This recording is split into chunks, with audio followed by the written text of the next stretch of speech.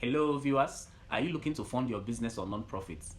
If yes, then there are different and many options out there if you actually know where to look and how to prepare yourself for these opportunities. So in this video, I am going to be breaking down the different types of funding opportunities that is available for you as a small business or non-for-profit, and also what these funding opportunities entails and how to prepare for them. I will also be sharing practical tips on how to prepare for these funding opportunities so that at the end of the day you can be able to take advantage of these funding opportunities.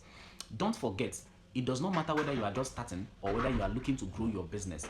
These tips will enable you to make smarter funding decisions and be able to grow your business sustainably. Don't forget to like, comment, and subscribe to this channel for more of tips on how to grow a sustainable business and make your business to become investment ready. So let's get down to it.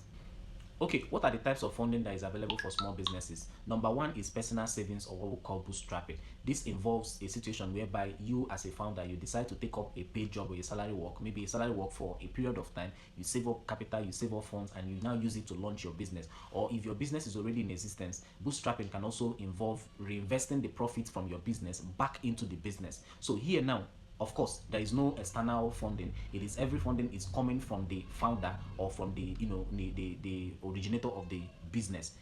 His personal savings, he's putting it into the growth of the business. So here now there is obviously no self-control. There is obviously no outside control. Rather, everything comes from you. So there is actually, you kind of enjoy a level of self-control over the business. But then again, there is also some limitations in terms of funding. The funds that are available to the business is quite limited, placing a strain in the level of growth or how far the business can actually grow. This is basically the first step in funding, or obviously the first funding that is available to every business. Okay, so number two type of funding that is also available is funding from friends, family, and community. This is what is known as informal loans or informal donations into the growth of your business.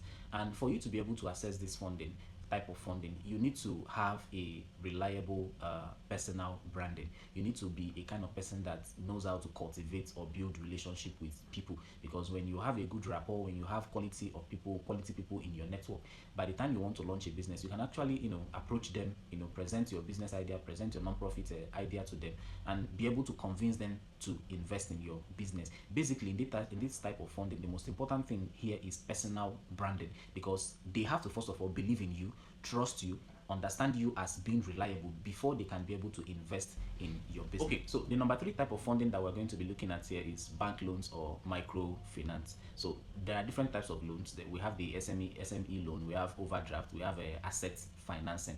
And one of the ways you can prepare yourself to be able to be eligible to accessing loan is through proving that you are credit worthy. That is from your previous bank statement. You need to also have your financial statements ready. And in most cases, accessing bank loans or SME loans requires a collateral, so you must be able to provide the collateral so that you can be able to access this loan. In subsequent video, I'm going to be doing a video basically for bank loans, how you can actually access bank loans without having a collateral. Then number four type of funding I'm going to be talking about is grants. Yes, grants. That's one of the sweetest part of funding, in the sense that it is in quotes free money. That is money that you don't have to pay back. Instead, the only way you have to pay back is through the social impact that your business or non-for-profit is offering. So grants is available to both profit-oriented businesses and non-for-profit oriented businesses. You need to be able to build a track record of social impact.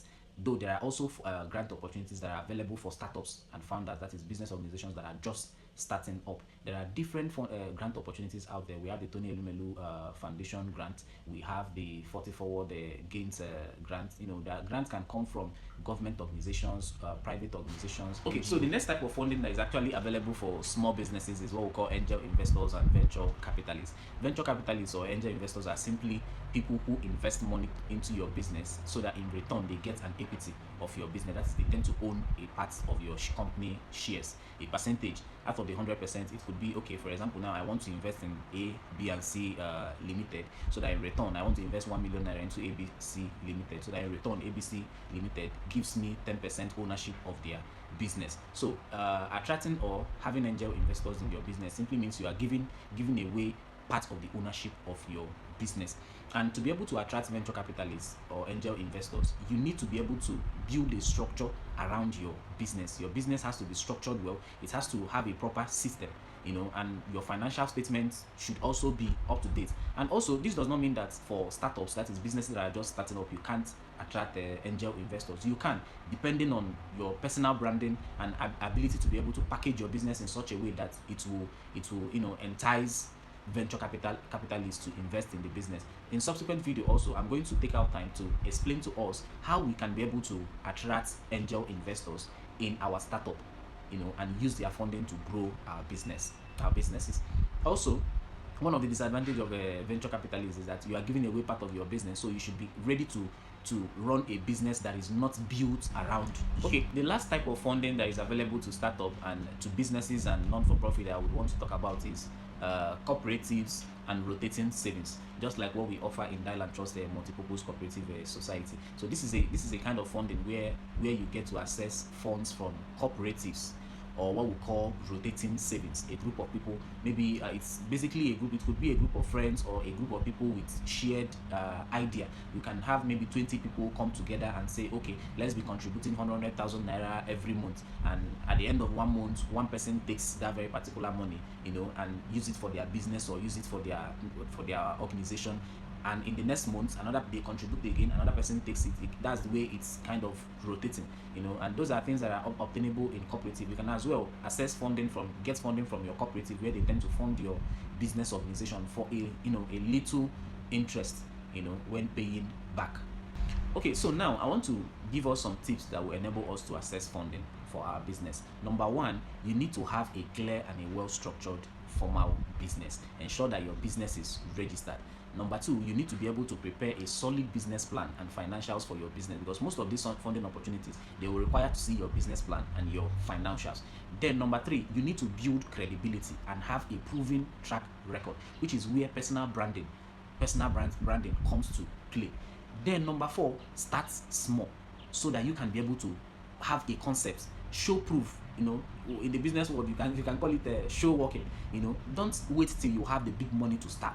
You can start small, show working, let people see what you are already doing or what you have been able to do, and definitely by that time they will have more confidence to invest in your business.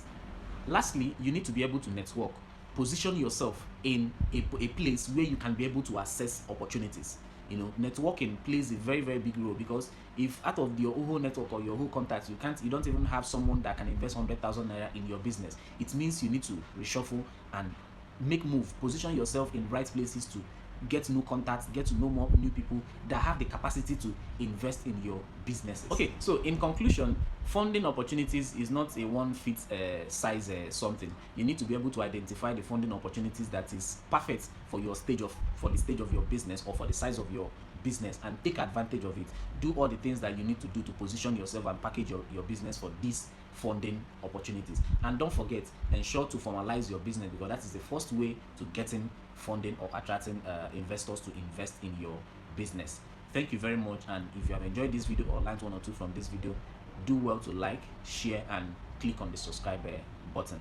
And don't forget, the comment section is also open. If you have any question, anything you want to share, you can drop it on the comment section.